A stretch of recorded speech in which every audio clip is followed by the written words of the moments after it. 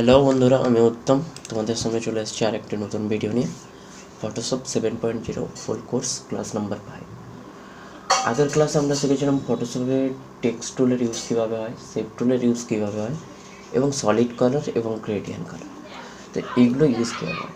তো আজকের ক্লাসে আমরা কী করব, এই সমস্ত টুলগুলোকে যেগুলো আমরা শিখেছি প্রথম থেকে এই 4টা ক্লাসে, তো এই সমস্ত টুলগুলোকে ইউজ করে আজকে আমরা ফন্ট পেজ, একটা সিম্পল মিনিমালিস্টিক ফন্ট পেজ আমরা ডিজাইন করব। তো চলো বেশি কথা না বলে শুরু করা যাক।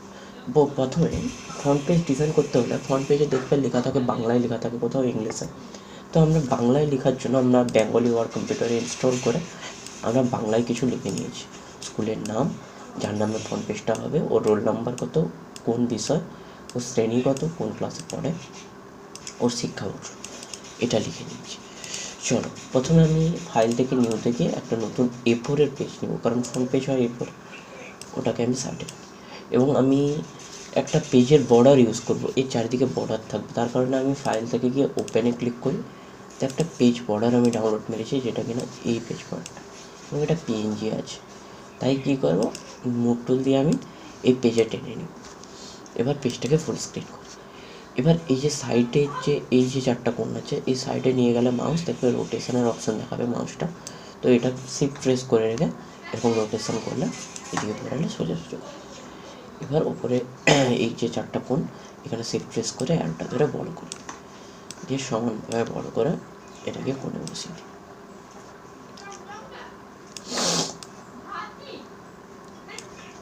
দেখো সঠিকভাবে বসে গেছে। ওপরে টিক মেরে দিয়ে এরপরে আমরা কী করব, ব্যাকগ্রাউন্ড লেয়ারে ক্লিক করব, অ্যাডজাস্টমেন্ট লেয়ারে যাব, গ্রেডিয়েন্ট কালার যাব, কারণ আমরা গ্রেডিয়েন্ট কালার নিব, একটা পেজে কালার নিতে হবে। তো প্রথমে এই অ্যারো প্রিসেটে ক্লিক করে ব্ল্যাক অ্যান্ড হোয়াইট চুজ করবো, তারপরে মিডিলে ক্লিক করবো, যেটা আমরা আগের ক্লাসে শিখেছিলাম। তো তারপরে এই যে স্টপ ওয়াচটা আছে, কালার স্টপ, এখানে ডাবল ক্লিক করে আমরা কালারটা চুজ করবো, যেই কালারে আমরা নিতে চাইছি ওই কালার চুজ করবো, ঠিক আছে। নেক্সট আমি কী করবো, ওকে করবো, দেখি কালারটা ঠিকঠাক এসছে কিনা। মোটামুটি ঠিকঠাকই এসছে, আমি এই কালারটাই চেয়েছিলাম, আর একটু অরেঞ্জের দিকে কালার নিয়ে এরকম একটা কালার দিয়ে কী করবো, এই যে ছোটো ডটটা দেখছো, এটা হচ্ছে কালার মেশানোর জন্য, কালার বিহাইন্ড। এটাকে আমি কাছে নিয়ে নিই একটু, হোয়াইটের ভাব চাচ্ছি, তাই আমি হোয়াইটের দিকে নিয়ে গেলাম, ওকে করলাম, এখানে ওকে করে জাস্ট এইটুকু ডাবল ক্লিক করে এক কাজ করি, এর অ্যাঙ্গেলটা ঘুরিয়ে দিই যাতে কালারটা এই সাইড থেকে মাঝামাঝি রেখে দিই, আর একটু উপরে নিচের সাইডে, বাস এরকম। ওকে, এবার নেক্সট কাজ হচ্ছে টেক্সট টুল নেওয়া। টেক্সট টুল নিয়ে আমরা ক্লিক করব।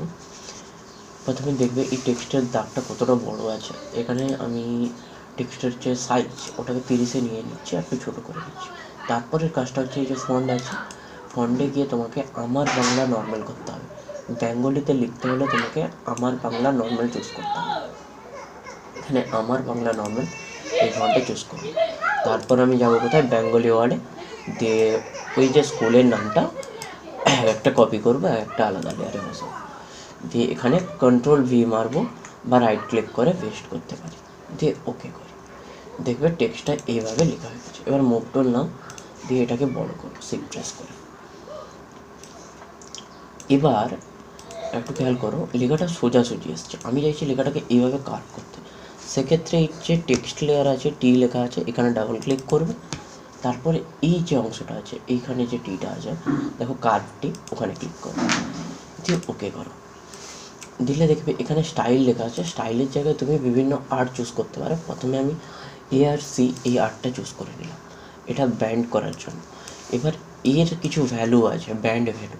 তুমি যদি ব্যান্ড ভ্যালু কমাও, তাহলে ও যে যতটা ব্যান্ড হচ্ছিল, মরছিল, তার থেকে কম হতে থাকবে। তো ব্যান্ড ভ্যালুকে যদি মাইনাসে নিয়ে যেতে চাও, মাইনাসে নিয়ে গেলে উল্টো ব্যান্ড হবে, আর প্লাসে নিয়ে গেলে সঠিকভাবে ব্যান্ড হবে। তো আমি নর্মাল এইভাবেই ব্যান্ড চাইছি, ঠিক আছে। এবার ওকে করি, ওপরে টিক মেরে। এবার লেখাটা যেহেতু অনেক দিকে চলে গেছে, শিফট প্রেস করে একটু ছোটো করে, বড় হয়ে গেছে লেখাটা, দিয়ে ওকে, বাস এরকম।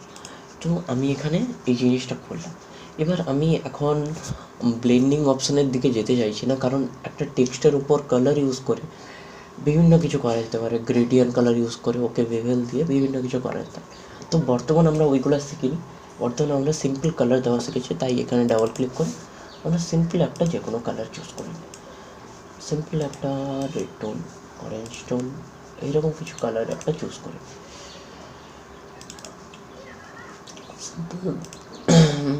সিম্পল ব্লু কালার, সিম্পল থাকো এইভাবে, বেশি কিছু না, এইভাবে সিম্পল কালার থাকো।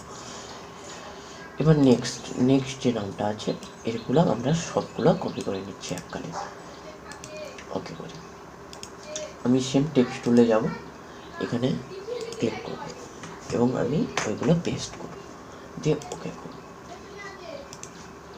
এবার মুভ টুল নেব আমি, এবার মুভ টুল নিয়ে আমি কী করব, এটাকে ছোট করে নিব, শিফট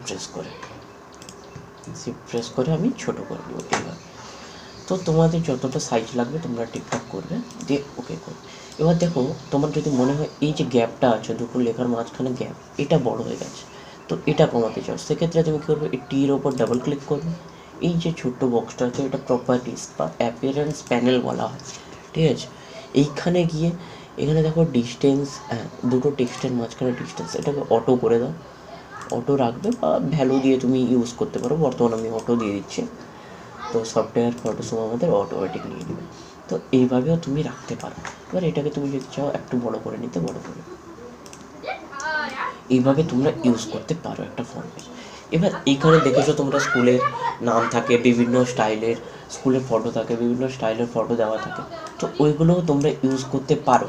কিন্তু আমি এখন শেখাইনি ক্লিপিং মাস্ক, একটা শেপ, এরকম একটা শেপ ক্রিয়েট করে এর শেপের মধ্যে রাখা, এই শেপের মধ্যে একটা ফটো থাকে, তো সেটা কীভাবে করব ওইগুলো এখন শেখাইনি, তাও আমি একবার জাস্ট ম্যানুয়ালে করে দিচ্ছি।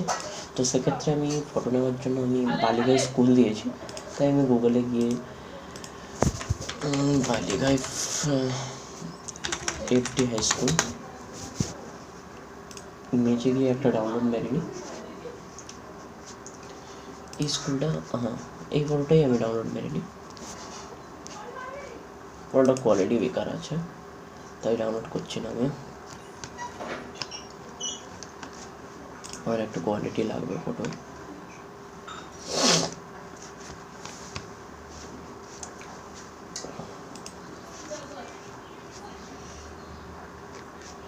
কোয়ালিটি বেকার আছে একদম, কোনো ফটোর কোয়ালিটি বেস্ট নেই।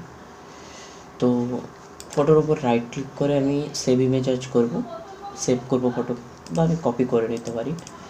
দিয়ে এখানে জাস্ট কন্ট্রোল ভি মারবো, ওই ফটোটা চলে আসবে, শিফট প্রেস করবে, ওটাকে বড় করবো, এখানে বসাও, ওকে করবো।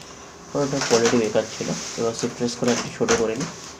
এবার আমি কী করতে পারি, ওটাকে ক্লিপিং মাস্ক করে দিতে পারি। এইভাবে তোমরা ইউজ করতে পারো, কিন্তু আমি এখন ক্লিপিং মাস্ক দেখাইনি, তাই আমি ওর দিকে এখন যাচ্ছি না, জাস্ট আমি নর্মাল এই ফ্রন্ট পেজটা আমি ডিজাইন করছি। এবার টেক্সটের ওপরও অনেক কিছু ইউজ করা যায়, যার কারণে টেক্সট অ্যাট্রাকটিভ লাগবে এবং ডিজাইনটা খুব ভালো হবে। তো ওইগুলো আমি এখন দেখাইনি, যেহেতু পরবর্তী ক্লাসে আমি বলবো, ধীরে ধীরে আমরা সামনের দিকে এগোবো, কারণ একটা ক্লাসে সব কিছু বলা সম্ভব না। তাই আজকে আমি জাস্ট তোমাদের নর্মাল যেগুলো শিখিয়েছি সে সমস্ত টেক্সট, গ্রেডিয়েন্ট কালার, এইগুলো নিয়ে একটা ফ্রন্ট পেজ ডিজাইন দেখালাম। পরবর্তী ক্লাসে আমরা এই সেম টেক্সট টুল দিয়ে, গ্রেডিয়েন্ট কালার দিয়ে আমরা ম্যাগাজিন কভার বানানো শিখব।